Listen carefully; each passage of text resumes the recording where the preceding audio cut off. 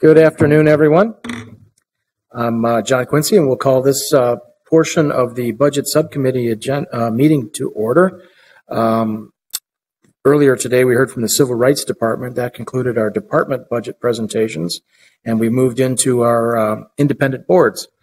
So we heard from Youth Coordinating Board earlier this morning. Today, this afternoon, we're going to hear from Minneapolis Park Board, followed by the Municipal Building Commission.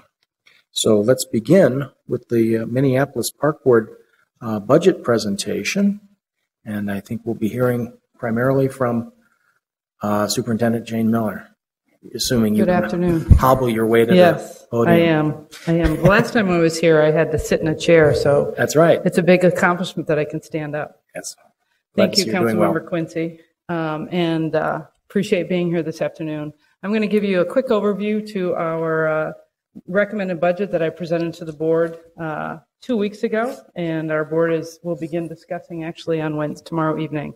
So we have built a general fund budget with a 4% property tax levy increase. And we also, if you remember, we are, in 2016, we will be in year 3 of an 8-year urban tree canopy plan.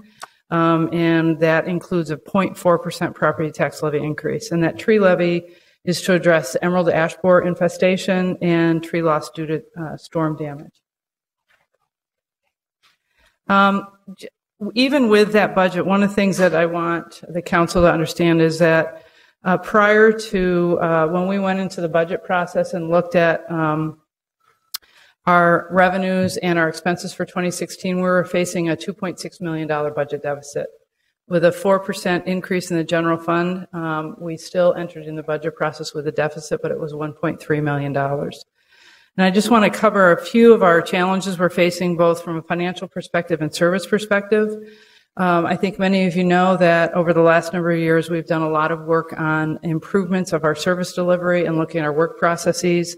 And in fact, by that work, we've saved annually $2.3 million in our maintenance and forestry areas that we've been able to redeploy that money elsewhere.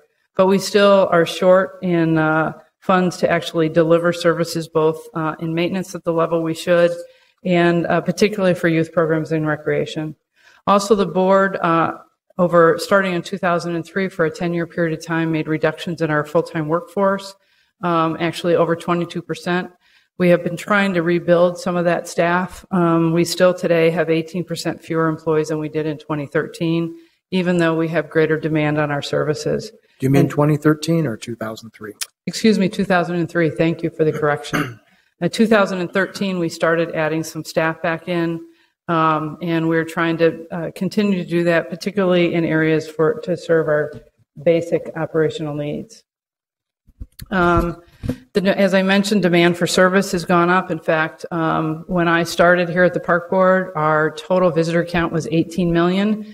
Today, it's over 21.5 million visitors to our park. So greater demands for service, higher park usage. Obviously, the emerald ash borer infestation and tree losses due to storms are impacting us.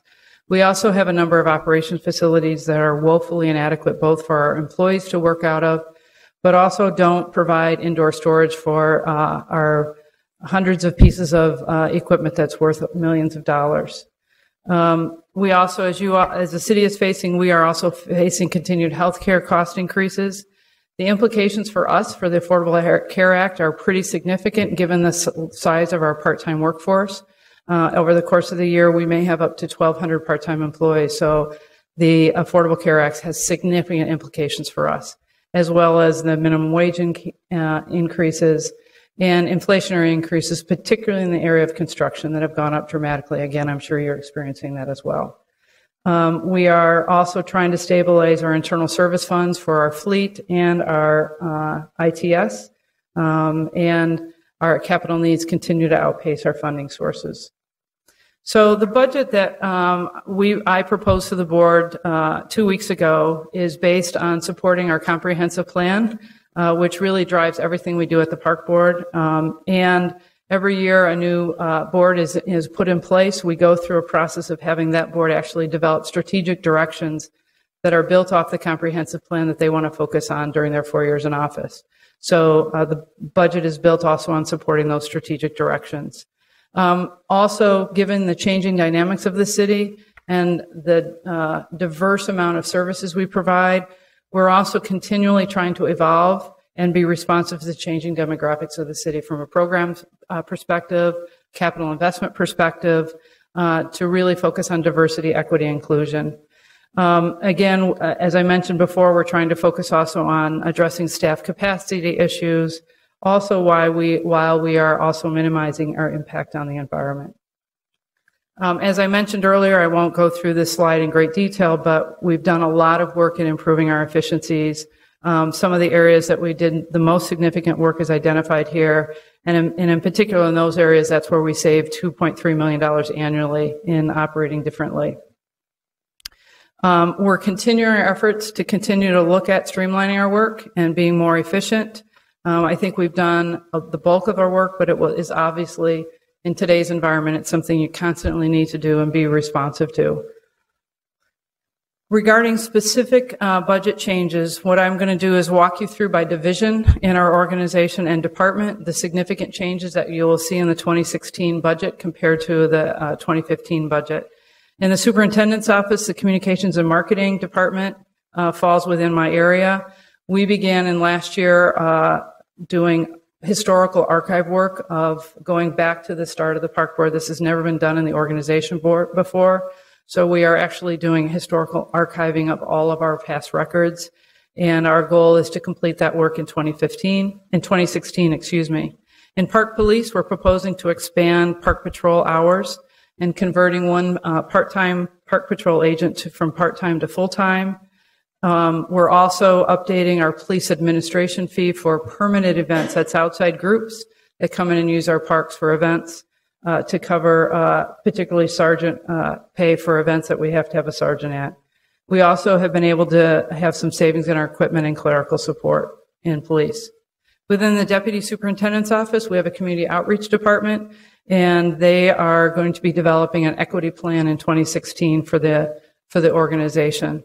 In customer service both functions in the enterprise fund and in our general fund, and we've been working actually over the number of years cleaning up our charges and our revenues to have them placed in the appropriate funds, and we're doing some more of that work in customer service in 2016. In finance, we're adding a clerical position to centralize the requisition process so we can streamline that work and free up non-finance staff so they can perform their key work functions. And it be more efficient in how we do that work. We've also got some operating savings in finance. And in HR, we're really trying to focus on staff training and development. So we are proposing to add a professional development position to the organization to coordinate training across the organization and reduce outside consulting for training and development of our employees. In environmental stewardship, the asset management department, we're proposing to add a park keeper position, which is a general maintenance position in our organization, adding staffing for the Weber swimming pool and ice rink, funding for critical repairs at North Commons Water Park, which is woefully past its life cycle. Also, the addition of a plumber position. If you think about when this park system was developed and all the underground piping that we have, was nowhere designed to meet the capacity needs we have today. So this additional plumber position will help us to deal with some of the service demands we have in our aging infrastructure. In environmental management, we're proposing additional funding for water quality monitoring at the Weber Natural Swimming Pool, increased seasonal gardener staffing at the Eloise Butler Wildflower Garden, where programming has expanded in that area, and our full-time gardener just doesn't have time to keep up with the maintenance of that garden. Also, there are a number of administrative cost savings in that department, and then we're also proposing expansion of our environmental education program and water quality testing sites, with both of those bringing in additional revenue. In forestry, over the last 4 or 5 years, we have really increased our tree planting. In fact, I think in 2010, we were planting 3,500 trees. In 2015, we planted 8,900 trees. And what's happened is we have gotten an imbalance of our care of our tree canopy. And so we're proposing to reduce the number of trees we plant slightly by 850 trees so that we can get to the necessary pruning that we need to do of the trees in the urban forest. We have also proposed funding for a forestry preservation position, and actually that is an arrangement we have worked out with the City Public Works Department. It was a result of a study that the University of Minnesota did after the storm in 2013 with all the trees that came uprooted, and a lot of it had to do with construction activity that is happening on sidewalks. And so part of our charge this year has been to work with the City Public Works Department and develop a strategy to prevent that from happening and to fund that position. The bulk of the funding would come from the Public Works Department. However, that position is not funded in the mayor's budget, and I request that council really give strong consideration to funding its portion of this position. In the Recreation Division, in the Athletics Programs and Aquatics Department, we're proposing to add an athletic program manager position, provide additional funding for recruitment and retention of seasonal lifeguards, expand our swimming lessons at beaches, adjust seasonal aquatic wages, add an open swim event, and align all of the hours at our aquatic facilities so that they're open at the same time every day. And then just changing programming for 10 youth sports from a tournament at the end of the season to an end of season jamboree, given the age of the youth that participate. In recreation centers and programs, we're proposing to expand our part-time staffing hours for building rentals, funding outdoor supervision at the rec center for the Weber swimming pool, eliminate night owls at Whittier, which is a teen program given our attendance. We're proposing that we eliminate that program and offer kids to get to other centers that have that same program.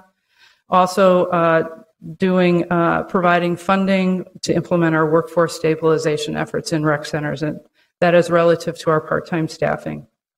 In youth development, probably the biggest area in recreation we've seen is our Street Reach program. It's been really expanding considerably over the last number of years. That includes our pop-up parks, our staff that actually go in the most challenging areas of the city and work directly with at-risk youth. And so we're proposing to add part-time staff and as well as a full-time supervisor to address the growing needs in the city around Street Reach. Also expand our Rec Plus childcare program that we hold at our recreation centers. One of the things that we have been doing over this past year is doing an analysis of our recreation centers and programs. The majority of our recreation centers were built in the 1970s and are due or past due for significant capital reinvestment. They're past their life cycle. And one of the things that we have been doing over this past year is engaging the community about our rec centers and the programs in our rec centers to find out if they feel like we're meeting the needs of the community.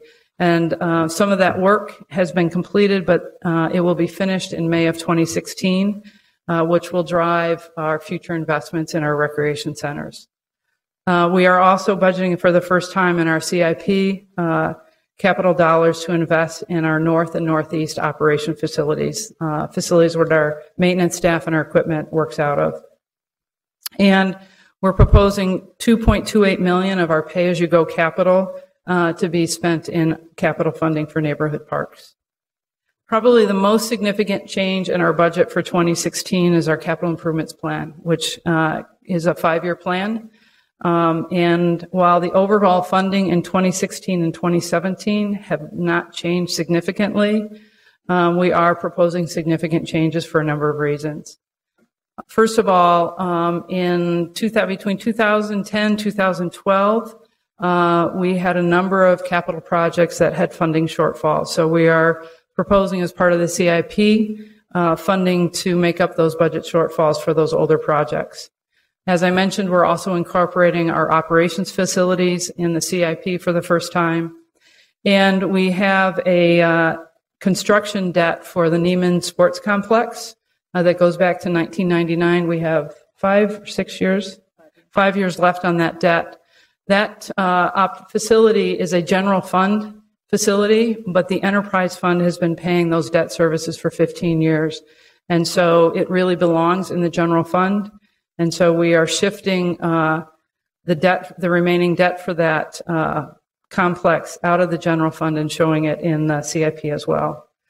Also, we had dedicated funding for North Mississippi Regional Park that we will lose effective 2018. So we have to factor that loss of revenue. And also, we're transferring locally funded riverfront development from regional parks implementation to actually the general fund for acquisition. And in order to address those significant financial changes, all of our 2016 capital levy projects shift back 1 year for our neighborhood parks, and all funding sources for many of our other projects has also shifted. So there will be no new neighborhood projects budgeted in 2021. Also, for the first time, we're documenting in the CIP all of our outside capital funding sources, and for the first time are showing park dedication revenue and making our first allocation for a park as a result of that revenue. As I mentioned, our land acquisition fund, I'm proposing that we transfer general fund resources into that fund because we believe that outside funding sources will not be adequate to supply the funds we need to continue with acquisition. Excuse me, yes, Superintendent. I have a question from Councilmember Fry. Thank you, Mr. Chair. Ms. Miller, it's on the last slide, actually, yes. real quick. It's bullet point number 3, takes into account the loss of North Mississippi Regional Park funding. That's from our conversations, I understand that's a separate pot of money, generally speaking. Yes. So is this saying that the amount that you've lost on North Mississippi Regional Park, which I hate to see go, that would be supplemented with general monies that would go to neighborhood parks, or no? No, this is money that was established by the state legislature after I-94 was put in and cut off residents of North Minneapolis to the river. And so the way it was structured is any of the regional dollars that accumulate in the fund at Met Council, any interest that's been collected, that interest has been dedicated solely to North Mississippi Regional Park. Last year at the legislature, that allocation of interest money was taken away from the park board. So there is not a replacement of money. Okay, so that makes sense. When it says takes into account the loss, right? That's just acknowledging that there's a loss that's not replaced. Correct. Okay, thank you. You're welcome. Superintendent, I Yes. was wondering, as we're back on that, we haven't talked about numbers. What is the capital improvement program's 2016 budget? Yeah, just give me a minute and I can tell you that. And again, we separate it by neighborhood parks versus regional parks. And our funding for neighborhood parks in 2016 is $7.7 million. And our funding in 2016 for regional parks is $13.19 million. Okay. And the source of those funds are through of the capital improvement program for the park board. How much is that from the city levy or the park board levy portion of the levy? All of our neighborhood funding only comes from property taxes. Right. So that and net debt bonding. So the net debt bonding is $2.5 million of the $7.7 million. Would that be the amount that we're talking about in our CLIC process for net debt bonding, or is that outside of that process? That is included in the CLIC process. Thank you. Okay. Thank you. You're welcome. In terms of fee increases, we're not proposing fee increases for the majority of our programs and services. However, we're proposing some market rate increases for select general fund and enterprise fund activities. We also have a sustainability fund that has a fund reserve. We're not proposing adding to that fund at this time. In terms of the enterprise fund, one of the things that we've been working on over a number of years, as I mentioned before, is really being true to our funds and having activities that belong in the enterprise fund and having activities that don't belong in the enterprise fund. We used to have a number of activities that were general fund activities in the enterprise fund. We've moved the majority of those out. There are 2 remaining activities. As I mentioned, we're proposing to move the debt service for Neiman Sports Complex out, which is over almost a $690,000 expense every year. So it's a big shift for us to take that out of the enterprise fund. So that's happening. At this point, we have 2 remaining activities that at this point are not self-supporting in the enterprise fund, one of which is the sculpture garden. Before the Guthrie Theater moved downtown, the parking revenue we got both from the Walker and Guthrie and our activities generated enough revenue to offset our expenses. Once Guthrie moved and the parking structure was added by the city at the Walker, we no longer are able to cover our operating expenses.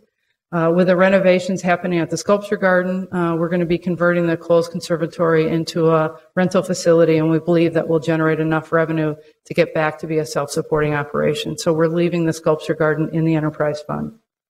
Winter recreation continues to lose money, but as many of you probably know, we have a partnership with the Lopet Foundation where we're building a welcome center. And our hope is that when that is completed, we'll be able to see if that will be able to function as an enterprise facility. If it can't, we will make a decision at that point what to do with it from a funding perspective.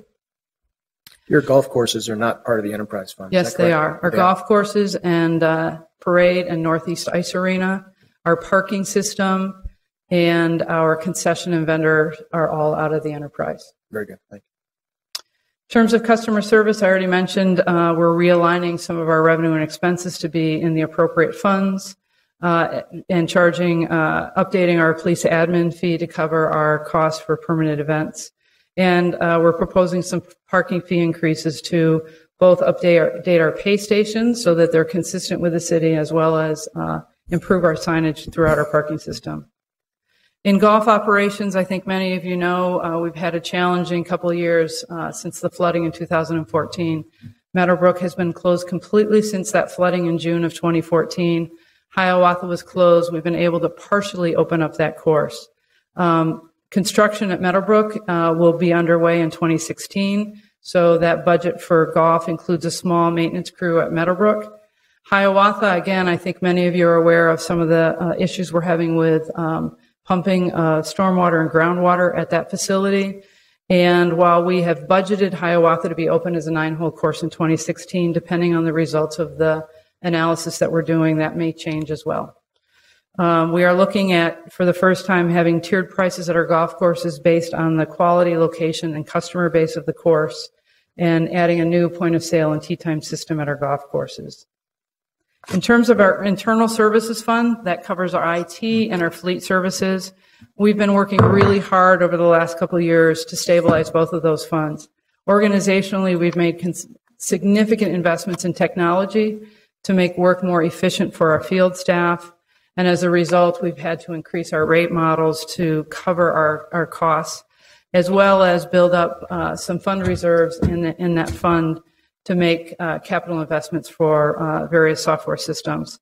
In 2016, we'll begin the implementation of the asset management software system, forestry technology improvements, assessment of our intranet, and again, continued business solutions.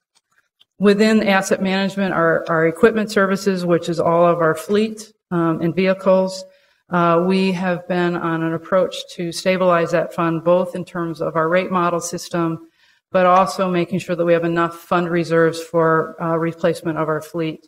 And we expect to be fully funded in the fleet fund by 2019. And given our most recent 5-year historical average, because we are self-insured, you'll see a slight increase in our self-insurance rates in 2016. So just in closing, again, I just want to reinforce that this budget is built on our comprehensive plan and strategic direction set by our board, establishing sound financial and fiscal management and responsibility, again, being responsive to the changing demographics of our city and changing our programs and services accordingly, and then real commitment to providing excellent services and maintaining an extraordinary park system that we have here in Minneapolis. I'm going to turn over to Julie to walk you through actually our budget book. Hi, Julie, welcome. Unless you have questions beforehand. Oh, we'll keep going. All right. Then we'll ask you all those, pepper you with questions. Good afternoon, council members. My name is Julie Wiseman, and I'm the finance director for the Minneapolis Park Board. You should have all received a hard copy of the superintendent's recommended 2016 budget. My presentation is set up just to walk you through each tab and section of the budget book. All of the budget information that we provide our board, as well as the budget book itself, are all available on the Park Board website. If you go to the Park Board website about us, there's a financial and budget information section. So if there's any additional information that you're looking for, considering, you would look there to get those documents. The first section of the budget book is the budget message and highlights. This provides further information and detail about the changes and impacts in the 2016 budget. So basically Jane's presentation that she presented to you, if you were looking for additional information on those, this is the section that you would go to look for that information. The next section of the budget book outlines the 2014 to 2018 strategic direction that the current board adopted that provides the direction for us for their tenure as Park Board commissioners. How we use that and implement that for our departments is throughout the budget book and the budget document, you will see department goals and performance measures. So each department identifies those things that they are going to work on in 2016. You'll see the upper right-hand corner identifies the strategic directions that that goal applies to, so that we make sure that all of our goals are consistent with the direction that the board is giving us. The next section of the budget book is just background information and includes the park commissioner districts and boundaries, as well as our organizational chart, and then some information about the funds that the park board has and budgets for. Then we get into the financial information, and the first section of financial information is property taxes and local government aid. So the superintendent's recommended 2016 budget is based on the 4.4% maximum property tax levy that was adopted by our board and set as the maximum by the Board of Estimate and Taxation. $54.3 million is our recommended levy for 2016. $52.56 million is for our general fund, and the $1.7 million is for the tree preservation and reforestation levy. I was confused a little bit because I knew the amount was the 52.6. I forgot about the tree levy, so that makes total sense to me now. Yep. Thank you. If you look at the city tax, the park board is 17.7% of the city tax.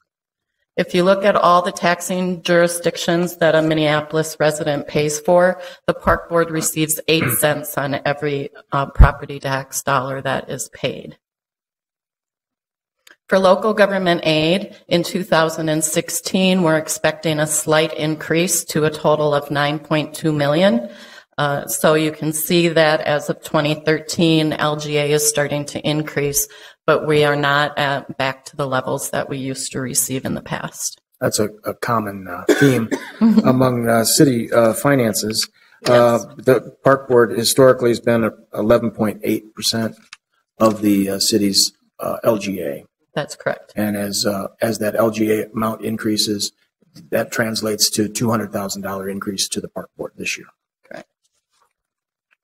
The next section of the budget book is the general fund. So again, 73% of our general fund budget comes from property taxes. So we are heavily dependent on property taxes for our general fund.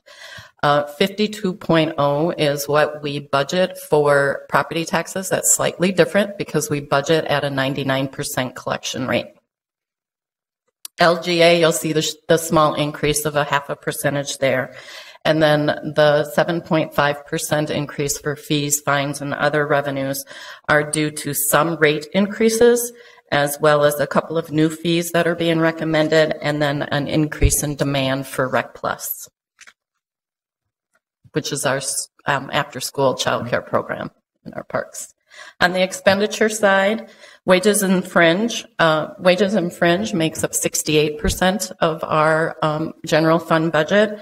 Wages and fringe are recommended to increase 4.7%, and that's based on an increase in the number of full-time employees, some increases in part-time hours, as well as increases due to negotiated contracts and the provision that we set aside for unsettled contracts.